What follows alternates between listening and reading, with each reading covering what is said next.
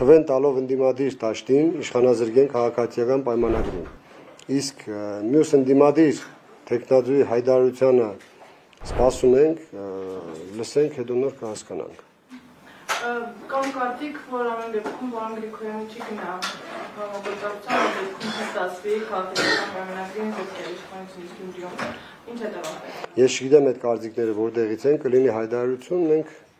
կհասկանանք։ Երեք նաև ընտրության պրոցեսում գործընթացում խախտումներ են եղել, ձեր վստահողները կամ դիտորդները արձանագրել են եւ արդյոք խնդահարույց չեն երեկվա այդ խախտումները, որոնք կարծել քիչ չէին։ Մեր իրավաբանները զբաղվում են, երբ որ եղավ վերջնական եզրակացություն, մենք հայտարարություն կանենք։ Եվ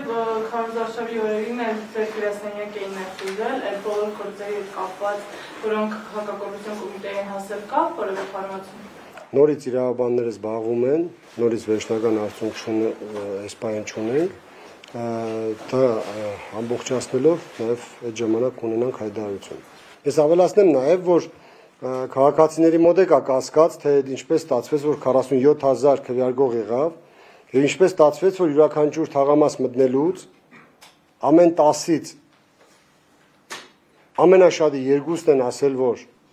կարող է ուզենանք Սարիկ Մինասյան քվեարկել կամ քաղաքացիական պայմանագիր, եւ ստացվեց, որ այդքան շատ ձայներ հավաքվեցին։ Այդտեղ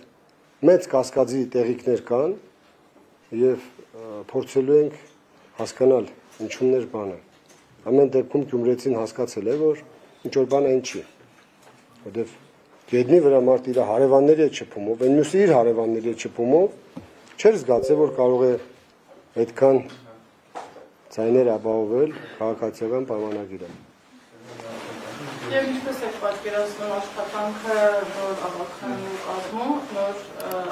եւ իշխանության հետ եւ ընդդիմության հետ, եթե ամեն դեպքում չկազմվի այդ համագործակցությունը, ինչպես եք հետագան պատկերացնում ձեր քաղաքականների մասով։ Միայն Գյումրեցուն օգուտ տալով։ Մեզ վստահող գյումրեցիները իրենք հավատում են, որ մեզ վստահված մանդատները միմիայն իրենց շահերին են ծառայելու։